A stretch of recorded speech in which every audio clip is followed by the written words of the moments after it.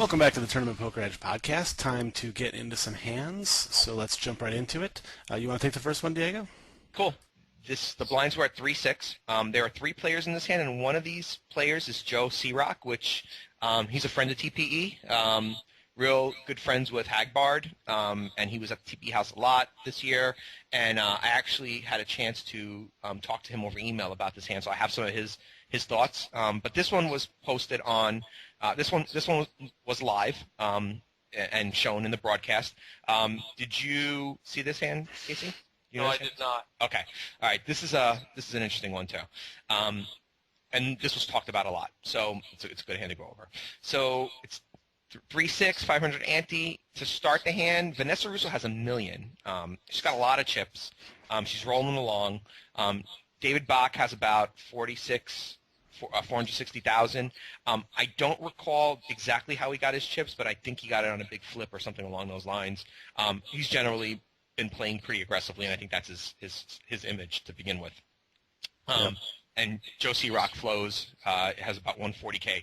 He's only got about 22, 23 big blinds here, he told me, to start the hand, so he's not exactly big stack. Pre-flop, he raises from early position with 10-9 off to 13,000, so he goes a little bit over, a min raise. I think he's, thinking here that with his stack size, he can steal from early position, I guess. Not sure. I obviously don't know the table dynamic, and he knows it a lot better to know if that's, a move or not. That would work. But he gets called by Russo with 6-6 in middle position, and Bach, who we're going to hide his hand for now, from the big blind, because Bach is getting tremendous odds, I think, to call here, almost no matter what he's got. Would you agree, Casey? Yeah, seems pretty reasonable to me. Yep. Okay. So it gets interesting on the flop, though. The flop is 10 of hearts, 9 of spades, 6 of clubs. So it's connected. It's not, there's not a flush draw out there, but it's definitely connected.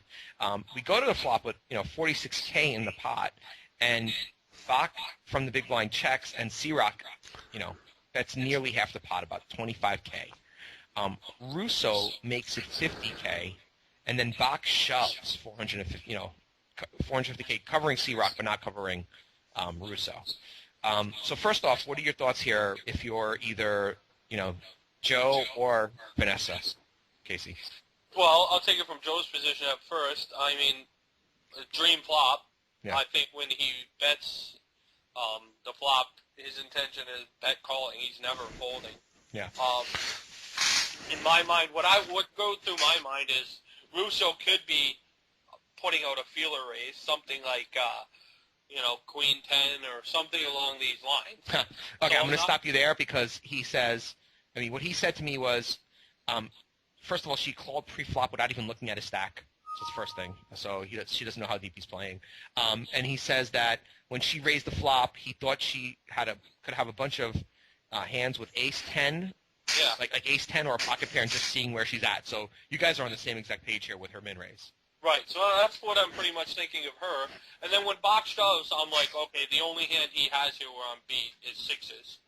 But he also does this with a lot of hands that I think that my hand is good, like maybe Queen Jack suited or some sort of drawing hand like that. So yeah, I would snap call. I would break my arm getting it in.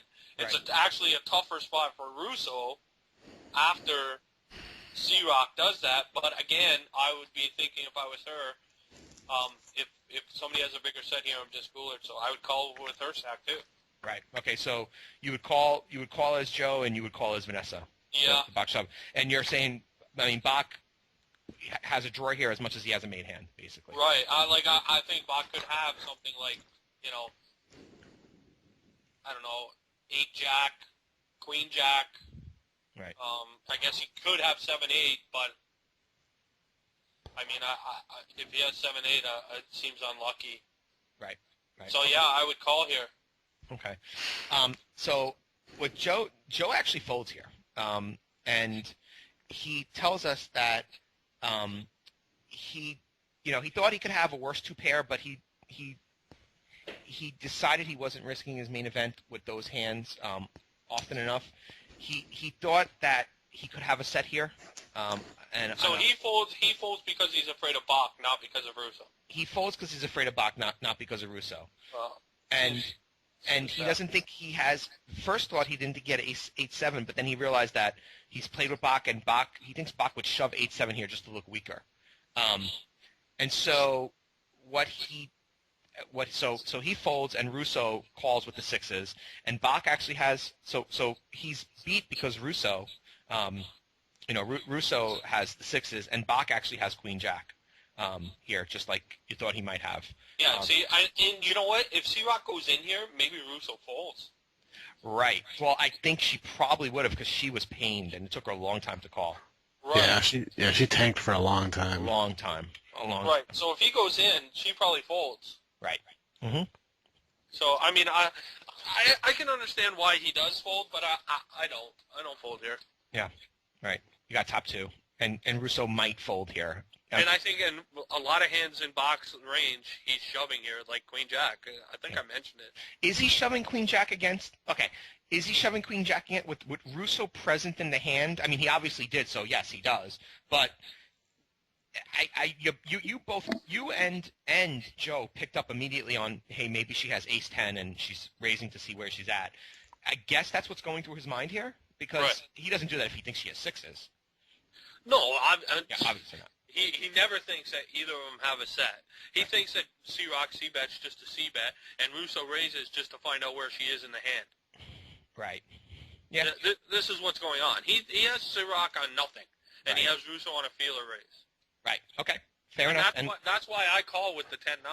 Right. Because of those dynamics. If using that exact logic, I'll be like, well, he thinks I'm just C-betting just to C-bet, and Russo's raising just to raise. I can get them both off the hand here. Yep. Right. Yep. Okay. So, yeah, I could definitely follow that logic. Not to be results-oriented. Luckily for him, he got out of it, though, because Bach hit an 8 on the turn and crushed Russo.